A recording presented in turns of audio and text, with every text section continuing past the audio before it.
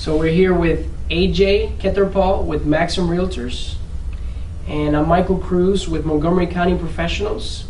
And today, what are we going to talk about today, AJ? Michael, we're going to talk about how small businesses are thinking small. Small businesses are thinking small. Can you elaborate on that? Well, Michael, businesses these days, they think that, you know what, when I grow big, well, I need to have a big office so I can grow big. I need to have big staff so I can grow big. I need to have this so that I can do that. And it's not always the same. And, you know, here, people have no offices, they have nothing, and they are able to go from ground zero to probably like a 100-story building. And it's, you know, just think about Facebook. The guy started off in a college dorm.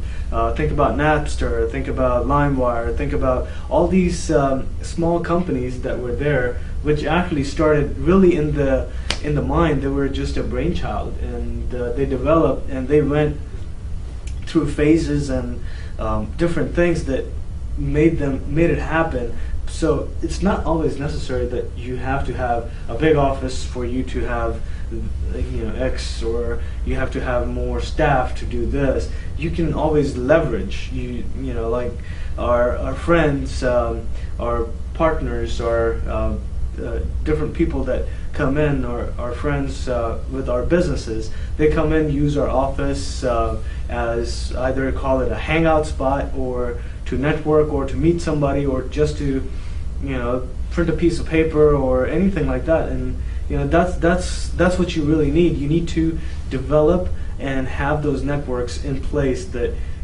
you're able to do the things that you need to. However, you don't have to sacrifice your wallet and, you know, your bank accounts to do things. So I think that's what we're really focusing on today.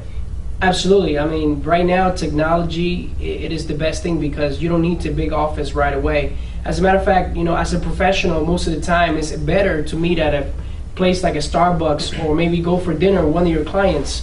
So you don't really have to think that you have to have all these expenses in order to grow your business.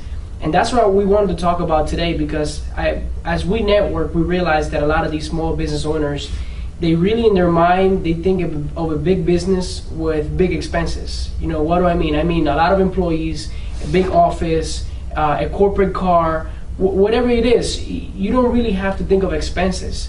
You don't have to have a lot of expenses to grow your business. And that's what we want to talk about today, right? Exactly, Michael. You know, I was talking to a lot of other business owners, and they have a huge clientele, yet have small offices, and it's not always necessary that you have to meet somebody at the office. The technology is so great that, you know, nowadays people transact business over the internet more than they do face to face. For example, I'll tell you that mortgage professionals, they have done their business 90% over the phone through FedEx, mail, email, and web. That's all. And 90% of the people don't even meet their mortgage officer or their loan officer, and most of the times they're not even in the same state as you, or in the city as you. So it becomes really difficult. So you know, why, if they can do it, why can't you? If you are a business owner, if you are a financial planner, insurer, or in any field that you are in, where you meet people, you greet people, except if you're in the product business. If you're in the service business, you need to leverage your time, your money, your efforts into technology. Don't always go into saying, let me get an office. Sure, you can get an office just for an address. There's many different companies like Intelligent Office, there's Regis, there's Source Office Suites here in Maryland, DC, Virginia. There's a gazillion companies, Metro offices. Just look up online for Smart Office Solutions, or Temporary Office. They have conference rooms on demand. They'll take your mail, they'll forward your mail, they'll even answer your phone calls. I mean, the world is at your fingertips. So I mean, just, you know, you just have to find the things that you need. And all I can say is that, you know, just look for resources out there. There's plenty. I agree. That's the key, guys. You want to keep expenses low with this technology that we have today.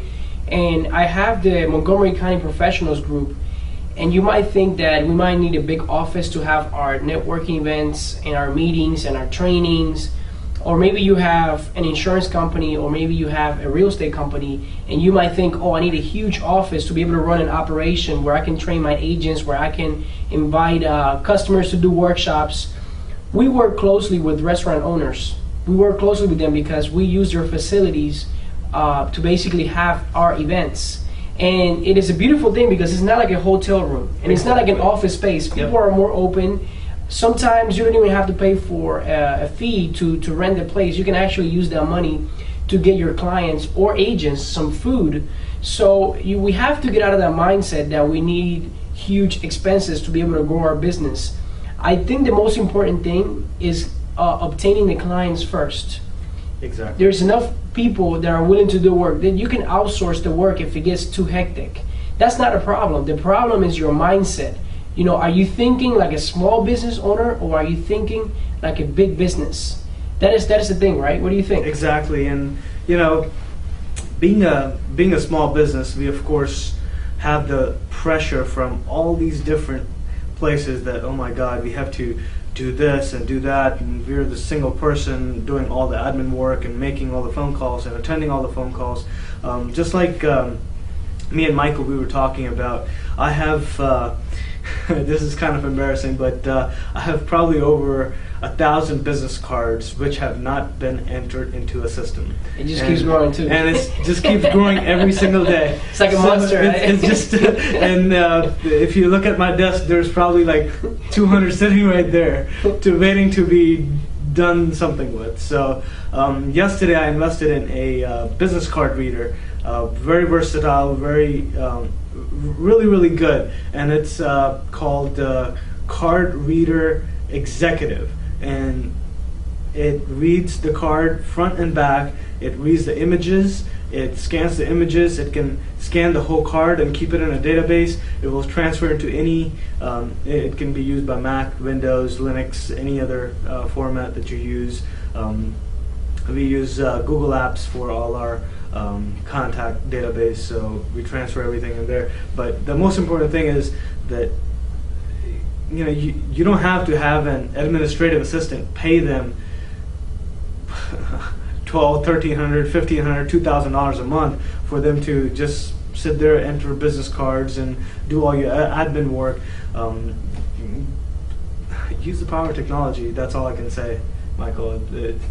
Technology Absolutely. today is so beautiful that you can even talk to people on the moon. So, Can you share how much did you invest in this printer?